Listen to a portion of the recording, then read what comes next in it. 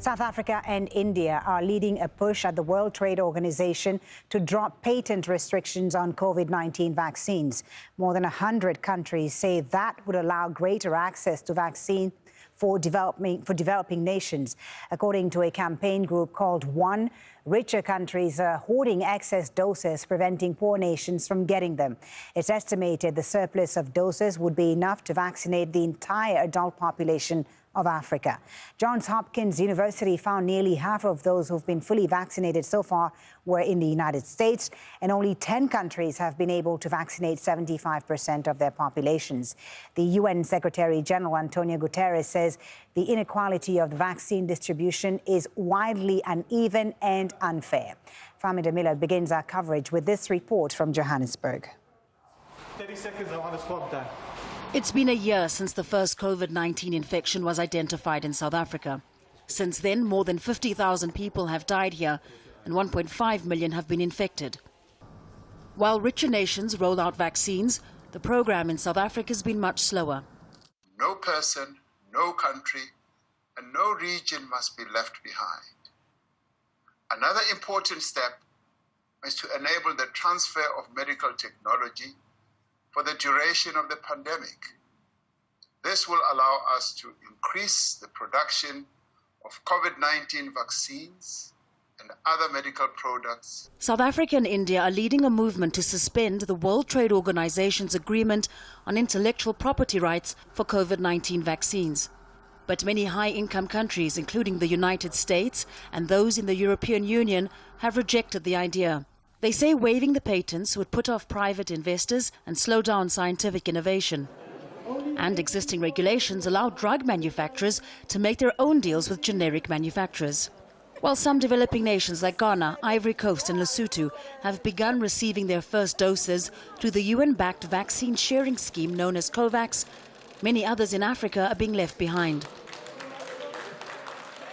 There is the capacity for pharmaceutical companies to produce these life-saving medical tools. It is essential that the wealthy states stop blocking or putting in legal barriers and delaying this essential proposal ahead of the TRIPS Council at the World Trade Organization. According to the United Nations, 3/4 of all COVID-19 vaccines have been secured by just 10 countries, all of them wealthy. 130 countries, that's about 2.5 billion people, have not received a single dose. This is not the first public health emergency that South Africa is facing. It has one of the highest HIV/AIDS rates in the world. In the 1990s, millions of people in this country and other developing nations died without access to the drugs they needed, simply because they were too expensive. South Africa is once again calling for access to cheaper drugs to save lives, with some arguing that despite COVID-19 vaccines being tested in Africa, many nations on the continent still remain at the back of the queue. Famida Miller, Al Jazeera, Johannesburg. Well, let's speak to Dr. Bharat Pankhania about this. He's a senior clinical lecturer at the University of Exeter Medical School, and he's also a specialist in communicable disease control and infectious disease management, and he's via Skype from Bath in the UK. Thank you very much, Dr. Pankhania, for being with us on the Newshour. So, pharmaceutical and vaccine manufacturers say freeing up intellectual property for vaccines is a far different proposition than compulsory licenses issued a decade ago for simpler small molecule drugs, including treatments for HIV/AIDS. They say basically that COVID-19 vaccines are more complex. They have hundreds of ingredients. Is that not a legitimate concern? It is a legitimate concern of the pharmaceutical companies. And in the middle of a pandemic, my interest is in forcing, encouraging, enabling the pharmaceutical companies not to give up their rights, but to accelerate the setting up of plants and enable the manufacture with World Trade Organization support, WHO support, and other government support to manufacture under license and royalties in other regions of the world, because it is an urgent need. But they've said that patents are not just the issue. They say, you know, when you're trying to expand COVID-19 vaccination, you also have to look at ingredient shortages and manufacturing capacity. Would you agree with that? Yes, indeed. And I know that there are a series of ingredients that we need to have and a series of processes that you've got to undergo to make sure that the vaccines are correctly manufactured and safe. I accept all of that. All I am saying is, in order to increase capacity, you've got to enable regional countries to also set up plant and manufacture more under your guidance, under your directives, and under your license. But you agree that waiving intellectual property rights is not the only solution to solve the COVID-19 vaccine crisis. What else needs to happen?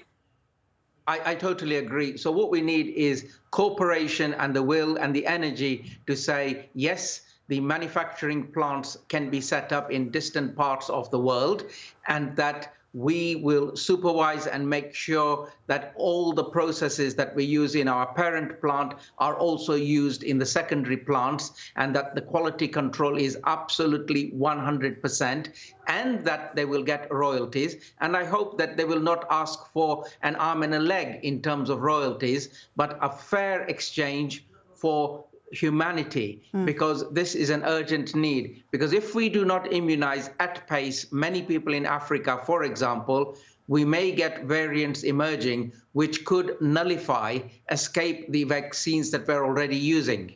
Even if all these things happen and they do agree to cooperate, the pharmaceutical companies and so on, we're already seeing disparities, great disparities between wealthy countries and poor countries, as you've said yourself, and the gap seems to be only widening. Even if they agree to this, how long do you anticipate it will take before these poorer nations can also have access to the vaccines in the way that, you know, richer countries like the US have had?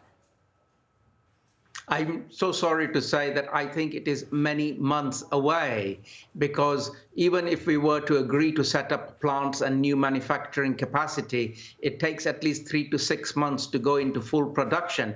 But I still feel the SARS-CoV-2 pandemic and maybe other emerging infections are never going to go away. Therefore, invest now. It will pay us dividends for both the SARS-CoV-2 pandemic as well as other necessary needs in the future.